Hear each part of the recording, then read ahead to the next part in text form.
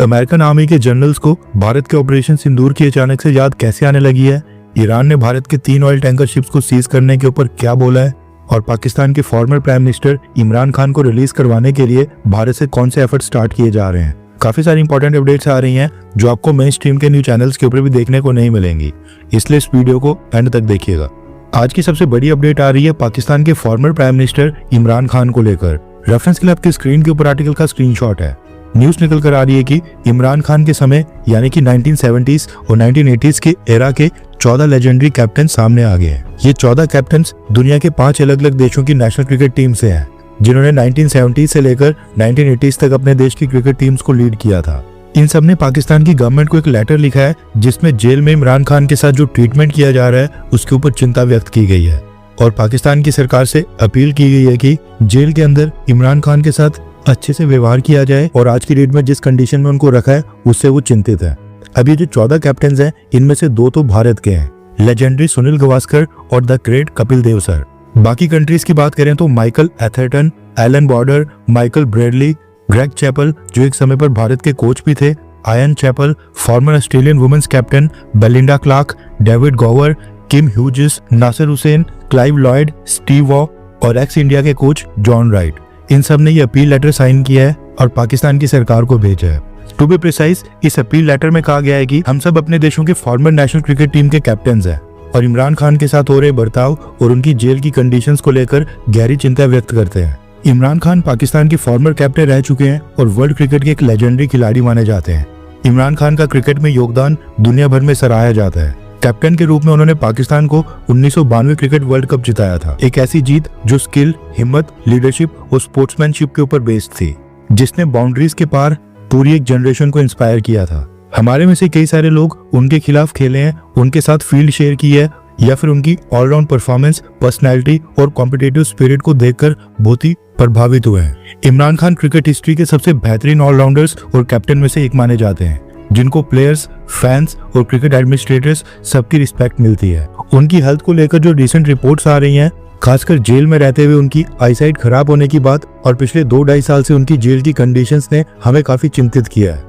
हम fellow cricketers, उनके साथी क्रिकेटर्स होने के नाते जो फेयर प्ले, ऑनर और रिस्पेक्ट जैसे वैल्यूज को समझते हैं, जो बाउंड्री लाइन से भी ऊपर होती है, हम सब ये मानते हैं कि इमरान खान जैसे शख्स को डिग्निटी और बेसिक इंसानियत के साथ ट्रीट किया जाना चाहिए, क्योंकि वो सिर्फ एक फॉर्मर नेशनल लीडर ही नहीं बल्कि एक ग्लोबल स्पोर्ट्स आइकन भी है। हम पाकिस्तान की सरकार से विनम्र अनुरोध करते हैं कि इमरान खान को तुरंत और लगातार प्रॉपर मेडिकल ट्रीटमेंट दिया जाए और उन्हें अपनी पसंद के क्वालिफाइड डॉक्टर से इलाज करवाने की परमिशन मिले। जेल में उनके साथ इंसानियत और सम्मान के साथ उन्हें रखा जाए, इंटरनेशनल स्टैंडर्ड्स के मुताबिक, और उनके करीबी फैमिली मेंबर्स को रेगुलर मुलाकात की इजाजत दी जाए। उन्हें कानूनी प्रक्रिया तक फेयर और ट्रांसपेरेंट एक्सेस दी जाए, बिना किसी अनावश्यक डिले के और किसी भी रुकावट के। लेटर में आगे लिखा गया है कि क्रिकेट हमेशा देशों के बीच एक ब्रिज का काम करता है। फील्ड के ऊपर राइवलरी होती है, लेकिन जब मैच खत्म होता है तो रिस्पेक्ट रह जाती है।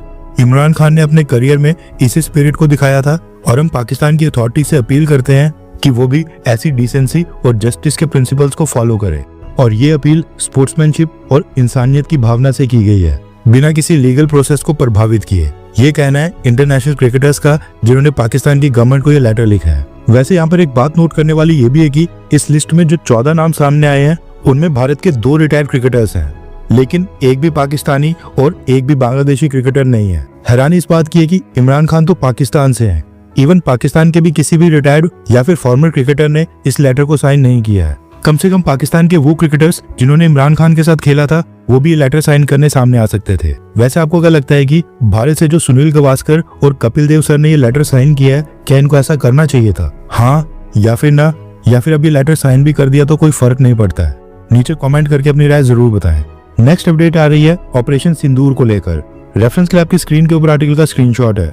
न्यूज निकल कर आ रही है कि अमेरिका के इंडो पैसिफिक कमांड के कमांडर एडमिरल सैमुअल जे पपारो ने भारत के ऑपरेशन सिंदूर की खुलकर तारीफ की है। यूएस कमांडर पपारो ने कहा है कि भारत ने जो ऑपरेशन सिंदूर कंडक्ट किया था उसमें रिमार्केबल रिस्ट्रेंट, स्ट्रेटेजिक प्रिसीजन और पीस मेंटेन करने की स्ट्रेंथ, ये तीनों चीजें भारत ने एक साथ दिखाई हैं। एक तरफ भारत ने अपनी मिलिट्री कैपेबिलिटी भी पाकिस्तान और दुनिया के सामने क्लियरली डेमोन्स्ट्रेट करके प्रदर्शित कर दी और दिखाया कि भारत सैन्य तौर के ऊपर जवाब देने के लिए कितना तैयार है, लेकिन दूसरी तरफ एस्केलेशन से भी बच गया और ये युद्ध आउट ऑफ कंट्रोल नहीं जाने दिया। और यही ऑपरेशन सिंदूर का जो बैलेंस था, ये आज के इंडो पैसिफिक एनवायरनमेंट में सबसे बड़ा सिग्नल माना जा रहा है। यानी कि अमेरिका ओपनली ये मान रहा है कि ऑपरेशन सिंदूर में भारत ने पावर शो भी करके दिखा दी और स्टेबिलिटी भी मेंटेन करके रख ली। अभी जो यूएस इंडो पैसिफिक कमांड के कमांडर एडमायरल सैमुअल जे पपारो हैं, ये भारत में प्रेजेंट है और यूएस एम्बेसडर सर्गियो गौर के साथ ये भी इंडियन आर्मी की वेस्टर्न कमांड के चंडीगढ़ हेडक्वार्टर्स में गए थे और वहां पर इंडियन आर्मी के सीनियर रैंकिंग ऑफिशियल्स के साथ इन्होंने मीटिंग की है। और ये जो ऑपरेशन सिंदूर के ऊपर स्टेटमेंट आई है, ये भी इन्होंने भारत में रहते हुए ही दी है। नेक्स्ट अपडेट आ रही है भारत और इजराइल को लेकर। न्यूज निकल कर आ रही है कि प्रधानमंत्री मोदी अगले हफ्ते 25 फरवरी को इजराइल के 2 दिन के दौरे के ऊपर जाएंगे, यानी कि डेट्स अनाउंस कर दी गई है। 27 फरवरी को विजिट कंक्लूड करके प्रधानमंत्री मोदी भारत वापस आ जाएंगे। एक और इंटरेस्टिंग बात यह भी निकल कर आ रही है कि इजराइल की गवर्नमेंट ने प्रधानमंत्री मोदी जी को अपने देश की पार्लियामेंट यानी कि इजराइल की नेसेट को संबोधित करने के लिए भी इनवाइट किया है। प्रधानमंत्री मोदी इजराइल के एमपीज को भी संबोधित करेंगे और भारत की तरफ से अपना मैसेज इजराइल के लोगों को डिलीवर करेंगे। नेक्स्ट अपडेट आ रही है भारत और ईरान को लेकर। कुछ दिन पहले हमने आपको बताया था कि इंडियन कोस्ट गार्ड ने मुंबई से 100 नॉटिकल माइल वेस्ट भारत के एक्सक्लूसिव इकोनॉमिक जोन के पास 3 ऑयल टैंकर शिप्स को इंटरसेप्ट और सीज करके एक इंटरनेशनल ऑयल स्मगलिंग रैकेट को बस्ट किया था। अभी जो 3 ऑयल टैंकर शिप्स जो इंडियन कोस्ट गार्ड ने सीज किए थे, इनके नाम इंडियन कोस्ट गार्ड ने खुद ही अपनी स्टेटमेंट में रिलीज कर दिए थे। हालांकि इंडियन कोस्ट गार्ड ने तो अपनी स्टेटमेंट में ये नहीं बताया था कि ये 3 ऑयल टैंकर शिप्स ईरान के हैं या फिर किसी और कंट्री के, लेकिन शिप्स के नाम पता चलने के बाद ओपन सोर्स इंटेलिजेंस एजेंसीज ने बताया कि ये तीनों ही शिप्स ईरान से लिंक्ड हैं और ये इससे पहले ईरान के ऑयल को ट्रांसपोर्ट करते थे। लेकिन अब इस मामले में ईरान की तरफ से भी एक स्टेटमेंट आ गई है। रेफरेंस के लिए आपकी स्क्रीन के ऊपर वियॉन न्यूज के आर्टिकल का स्क्रीनशॉट है। ईरान की स्टेट रन यानी कि सरकारी फास्ट न्यूज एजेंसी ने कहा है कि ईरान की नेशनल इरानियन ऑयल कंपनी का कहना है कि भारत ने जो 3 ऑयल टैंकर शिप सीज किए हैं, उन 3 शिप्स का नेशनल इरानियन ऑयल कंपनी के साथ कोई भी कनेक्शन नहीं है।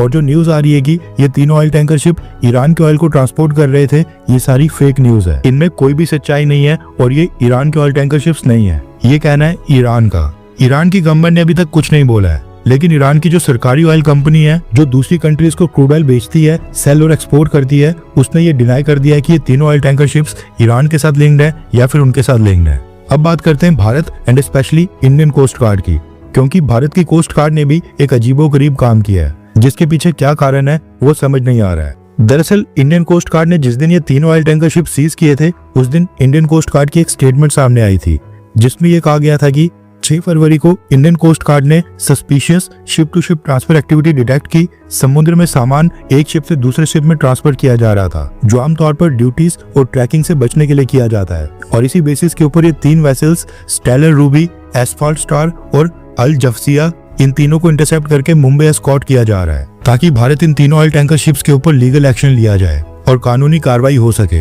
इंडियन कोस्ट गार्ड ने अपनी स्टेटमेंट में यह भी लिखा था कि ये जो ऑयल टैंकर शिप्स का सिंडिकेट है, ये कॉन्फ्लिक्ट वाले रीजन से सस्ता क्रूड ऑयल लेकर मोटर टैंकर्स तक पहुंचाता है और भारत ने इस एक्शन के थ्रू इस रीजन में net provider of maritime security और रूल बेस्ड इंटरनेशनल ऑर्डर का गार्डियन के रूप में अपनी इमेज को रीइंफोर्स किया है और सभी को अपनी ताकत दिखाई है।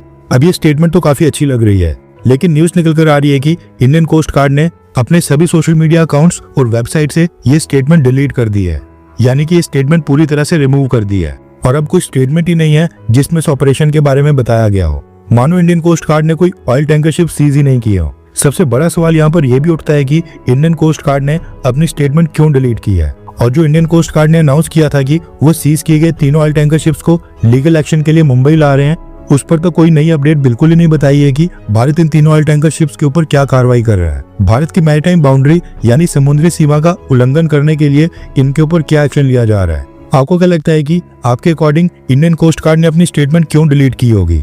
इंडियन नेवी तो खैर शिपिंग रूट्स को सिक्योर कर ही रही है, लेकिन पिछले कुछ सालों में इंडियन कोस्ट गार्ड को भी काफी हद तक मॉडर्नाइज कर लिया गया है और आज की डेट में इंडियन कोस्ट गार्ड के 55 शिप्स, 100 से ज्यादा बोट्स और 10 से 12 एयरक्राफ्ट राउंड द क्लॉक 24 घंटे भारत के वाटर्स और एक्सक्लूसिव इकोनॉमिक जोन की रक्षा कर रहे हैं।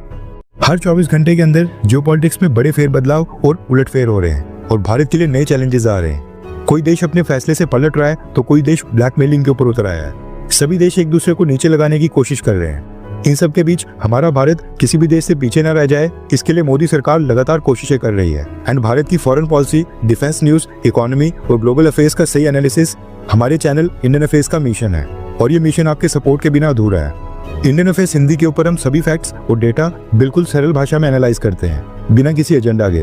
अगर आप चाहते हैं कि इंडियन अफेयर्स का सही और ऑथेंटिक एनालिसिस आप तक लगातार पहुंचे, तो इस वीडियो को लाइक करें और हमारे चैनल इंडियन अफेयर्स को सब्सक्राइब करके बेल नोटिफिकेशन ऑन करना मत भूलिए। आपका एक लाइक हमारे चैनल को ग्रो करने में काफी मदद करेगा और एक सब्सक्राइब ये सुनिश्चित करेगा कि आप किसी भी इंपॉर्टेंट अपडेट को मिस ना करें। अगर आपने हमारे चैनल को पहले से सब्सक्राइब किया है तो दिल से धन्यवाद। जय हिंद, वंदे मातरम।